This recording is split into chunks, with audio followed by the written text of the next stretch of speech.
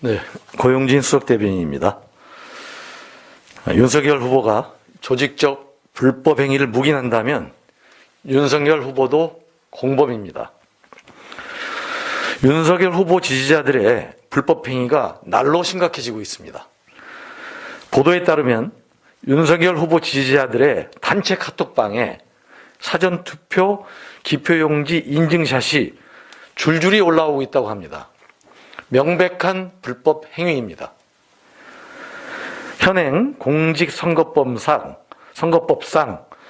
투표용지 촬영은 금지되어 있습니다. 이를 위반할 시에는 2년 이하의 징역 또는 400만 원 이하의 벌금에 처하도록 하고 있습니다.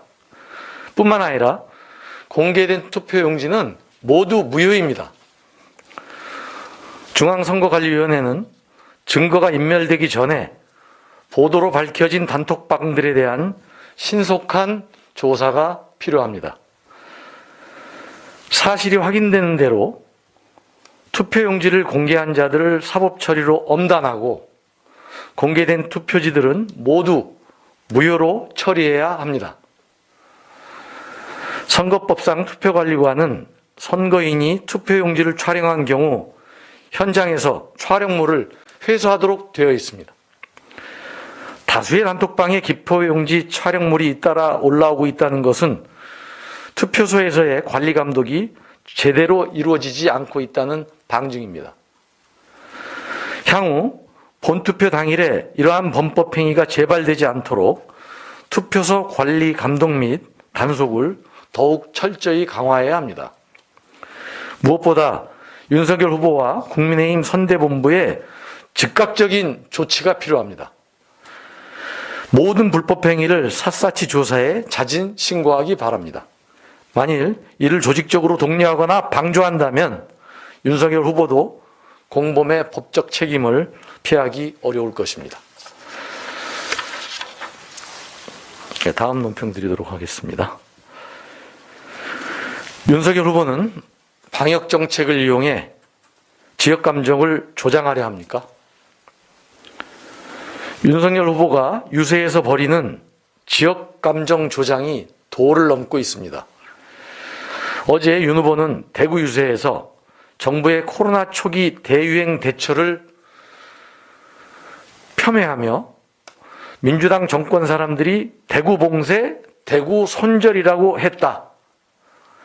선거 때 표 안 나오는 지역이니 손절한다는 것 아닌가라고 억지를 부렸습니다.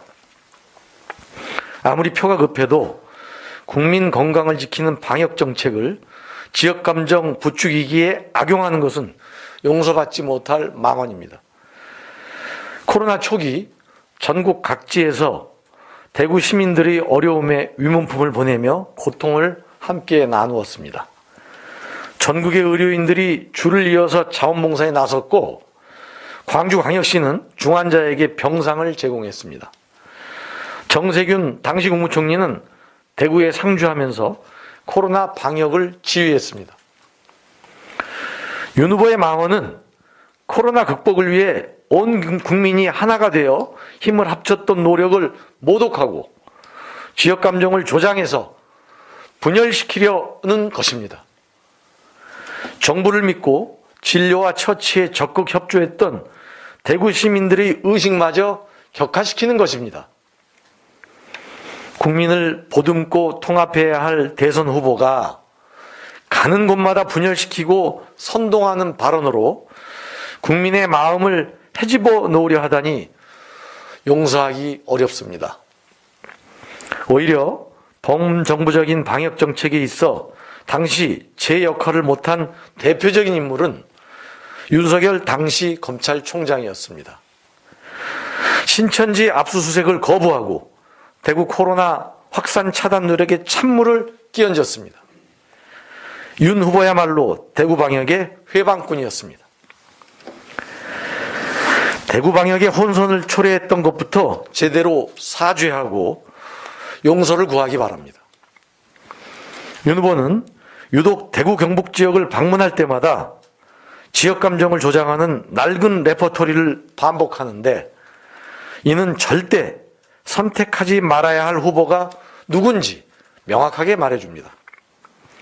국민을 이간질하고 방역정책 불신을 조장하는 후보를 국민은 절대 선택하지 않을 것입니다. 이상입니다.